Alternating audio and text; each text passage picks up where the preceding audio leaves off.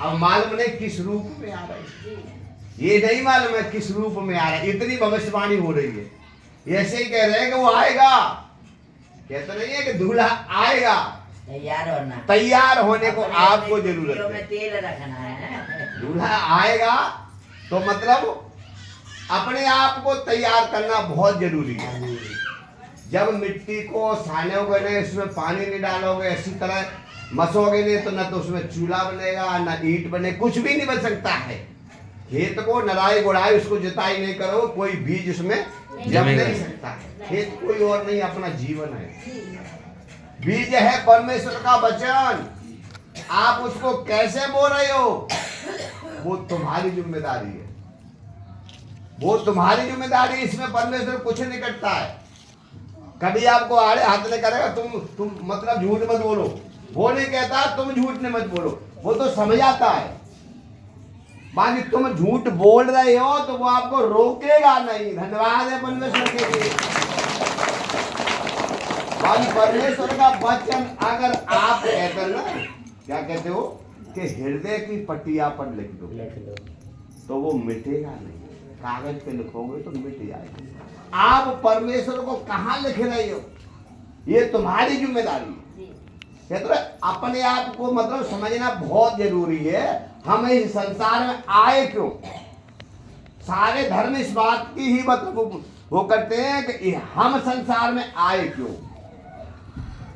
देखो कोई तो एक वो जीव होता है जो बेचारे मांगने खाने वाले, उनके भी तो पैदा होते हैं। वो राजा रईसा, उनके भी पैदा होते हैं। भाई कर्म सबके अलग। परमेश्वर को पहचानने के लिए सबसे मतलब मोस्ट चीज आपको क्या दी है? बुद्धि। बुद्धि दी है। आप बुद्धि का प्रयोग कहाँ कर रहे हो? कोई लड़ाइयों में कर रहा है, कोई झगड़ा में कर रहा है, कोई बीमारी में कर रहा है, कोई पढ़ाई में कर रहा है। मतलब हर एक जगह प्रयोग हो रहा है। वो क्या चीज है? एक बीज। आप उस बीज को कैसे बोल रहे हो? देखो कोई बीज आप जमीन में डालोगे तो आपको सींचना पड़ेगा और रखवाली भी करनी पड़ेगी। कहते ना कहीं चोर चोरा नहीं ले जाए। चोर कोई और नहीं है, तुम्हारा मन ही चोर है। किसी भक्त ने बड़ा बहुत मतलब अच्छा लिखा है कि कोई सखी ऐसी न मिली। आत्मा जब विकल होती है परमात्मा के लिए तो वो प्रार्थना करती है। लोग कहते हैं हम 2 घंटा प्रार्थना करते, 4 घंटा प्रार्थना कर रहे। तुम प्रार्थना कर रहे हो, आत्मा प्रार्थना कर रही है। अगर मन की प्रार्थना है वो कभी स्वीकार नहीं होगी। आत्मा की प्रार्थना को परमात्मा सुनता है। क्यों? आत्मा ही परमात्मा है और कोई नहीं है। अगर आत्मा तुम्हारा निकल जाए तो क्या कहेगा? फलाने सिंह मर गए। पहले आपको बताया होगा इनकी फलाने सिंह मर गए। मनी फलाने तो वे पड़े, मर कौन गया? कहने का मतलब आत्मा निकल गई, तुम्हारा अस्तित्व खत्म हो गया। ये नाम किसका है? जो नाम है आत्मा का नाम नहीं है, ये तुम्हारा नाम, तुम्हारा नाम है, शरीर का नाम है। और शरीर को क्यों बनाया है? आत्मा का मंदिर।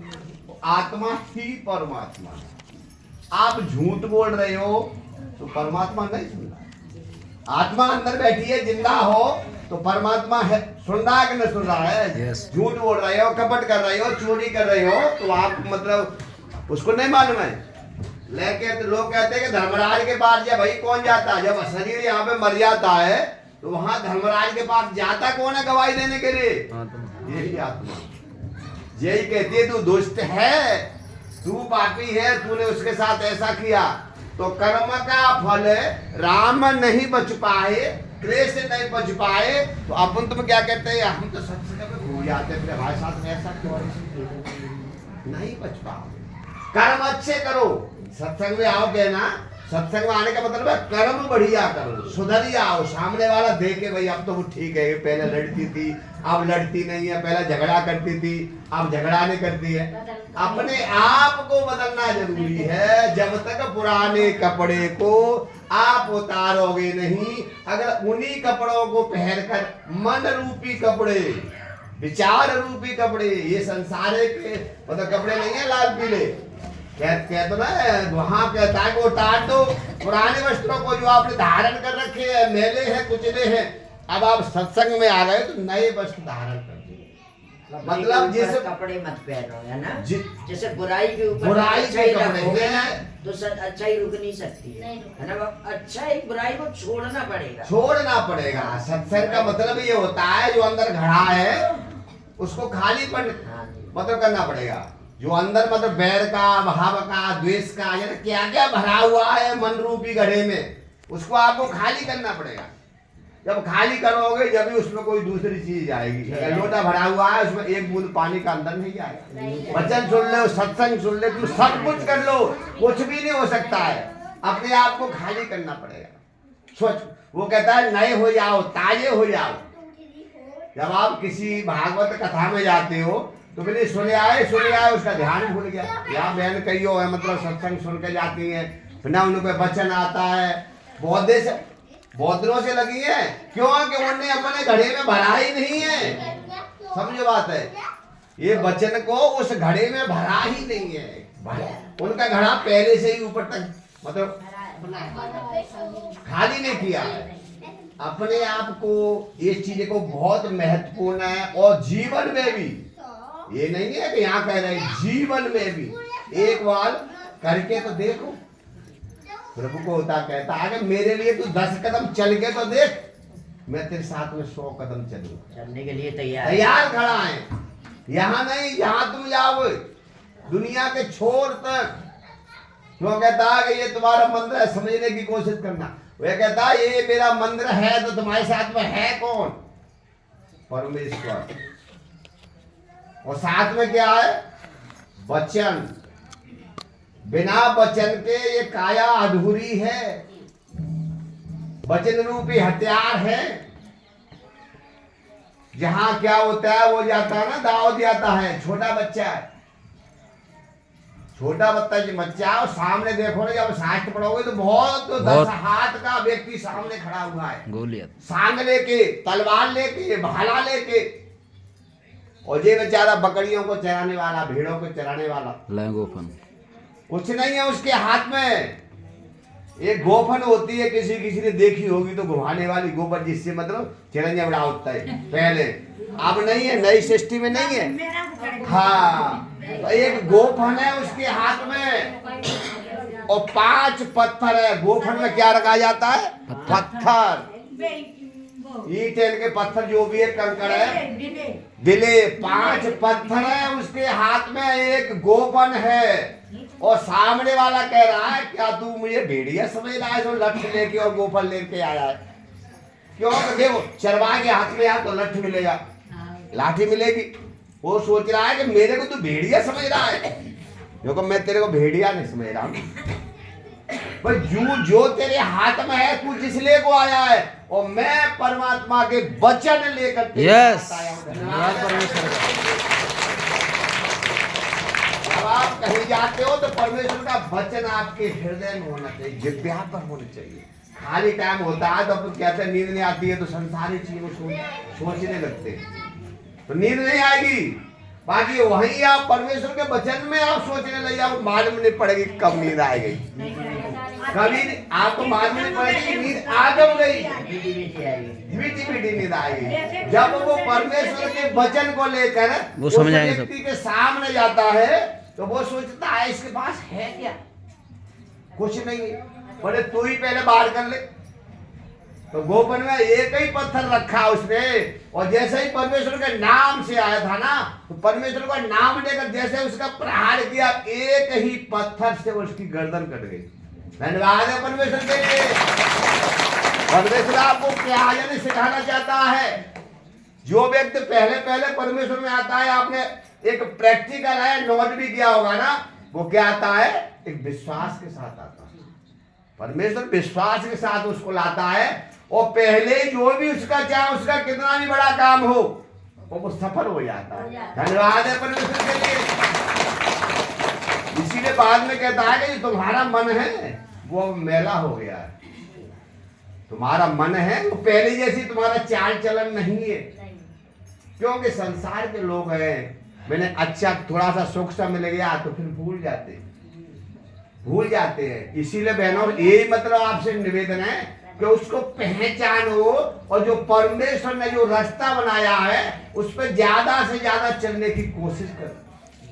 जब आप परमेश्वर की रास्ता में देखो, चौड़ा है रास्ता, बचन के आपको सिखाता है चौड़ा है रास्ता, शैतान बाकी वो शैतान का रास्ता है। चौड़ा है वो शैतान के लिए परमेश्वर का रास्ता क्या है? सकरा है। अभी हॉस्पिटल का सकरा चौड़ा ही है। है ना, हॉस्पिटल का रास्ता चौड़ा ही है ना, गठरिया बांध लो चलते और दिया वहाँ, और परमेश्वर का सकरा जो सकरा है। देखो सकरे का मतलब है मुंह को भी त्यागना पड़ेगा। ये नहीं है भाई हमारी बेटा बेटी है मतलब परेशान हो, नहीं, वो तो उसके हाथों में छोड़ो। आप कह तो रहे हैं निरखत चल मनवा गेल सकरी। हाँ जी, कविता जी लिख रहे हैं निरखत तू देख कर चल, सकरी में कांटे भी लगेंगे, टक्कर भी लगेगी। मतलब है आप सत्संग में चलोगे तो नाना तरह की परेशानी आई। ये मत कहो मैं सत्संग में चल रहा है हमको ये परेशानी क्यों आ रही है। बाकी उस परेशानी को आप परमेश्वर के ऊपर छोड़ते रहोगे तो सारी दूर हो जाए। धन्यवाद धन्यवाद। आप कोई ऐसे मतलब वैसे व्यक्ति नहीं हो। इतने लोग आए हैं तो ये समझ लो हम वैसे ऐसे वैसे नहीं है। आप कौन हो? चुने हुए, तुम्हारे गर्व से अवश्य चुने हुए। ऐसे नहीं है। इस सत्संग में आने का ही मतलब जो होता है ऐसा वैसा व्यक्ति नहीं आता है, एक ऑफर देता है। परमेश्वर ने ऑफर दिया है आप यहाँ आइए और परमेश्वर के वचन को सुनिए और धारण करिए। धारण करने मतलब उस पर चलने की जरूरत है। चलने की जरूरत जब ही वो तो यहाँ तक कहता है कि राजा का बेटा कौन बनता है? राजा होता है ना। यस। तो परमेश्वर के आप कौन हो? बेटी हो बेटा। तो आप भी तो परमेश्वर के जन है। यस। तो इस चीज को अपने अंदर धारण करना है। भैया परमेश्वर हमारे साथ है, हम परमेश्वर के बेटा और बेटियां हैं, हमारा कोई बाल बाका नहीं कर सकता। धन्यवाद है परमेश्वर के हमें उस चीज के लिए उस चीज मतलब उस बात को देखना, परखना। ऐसा करिए आप 4 रुपए का घड़ा लेते हो उसको भी 4 बार ठोकते हैं। आप परखो ना, परमेश्वर को परखो। आपने जीवन में काम क्यों नहीं होता है? जरूर होगा। वो तो कहता है आप तो एक सौदा करो, बाकी सौदा उसकी परमेश्वर की है। लुटेगा और साहूकार डगरिया में संसार में आ गई। जीव तो साहूकार ही है, कुछ नहीं है, मोह माया से मुक्त है। जब बच्चा पैदा होता ना उसके अंदर कोई चीज नहीं है, कोई विकार नहीं है, कोई भेदभाव नहीं है, पवित्र आता है। ये तो संसार का मेला है। जब बुढ़ापो आएगा और बाहर पक गए तो भाई क्या उजड़ गया मेला। मेला तो उजड़ना ही है। कौन सा भी मेला उसको तो उजड़ना ही है। हमारे जीवन का मेला उजड़ने के लिए तैयार है। क्या क्या खरीदा है आपने? तो मेले में जाके बहुत सारी चीज हम मतलब खरीदते हैं घर गृहस्थी के लिए, बच्चों के खिलौने के लिए। बाकी हमने जीवन में यहाँ आकर क्या खरीदा है? संसार की चीज। नकली के संसार में तू असली क्यों खोता है? क्योंकि जीवन है हीरा है। जीव एक हीरा है। कहते नहीं है तूने हीरा हिराए दो छपरे में। इस जीवन को क्यों बेट कमा रही है? ये मांगने के लिए परमेश्वर है और कुछ के लिए नहीं परमेश्वर है। हमारी बीमारी ठीक हो जाए, हमारा फलाना ठीक हो जाए, हमारा फलाना ठीक हो जाए, इस चीज के लिए आप यानी परमेश्वर के लिए प्रार्थना करते हो। बाकी परमेश्वर जो सच्चा व्यक्ति होता है वो सर्वे भवन्तु सुखिनः सर्वे सन्तु निरामयाः, सबके लिए दुआ करो। परमेश्वर क्या कहता है? तू अपने लिए मत कर प्रार्थना, तो अपने आप ही जाओ। दूसरों के लिए प्रार्थना करोगे तो तुम्हारी विजय निश्चित है। धन्यवाद है परमेश्वर के लिए। अपने विचारों को चेंज करिए, अपने भावनाओं को चेंज कर दिए और परमेश्वर के शरण में आइए। तुम्हारा कोई बाल बाका नहीं कर सकता। प्रभु तेरा धन्यवाद।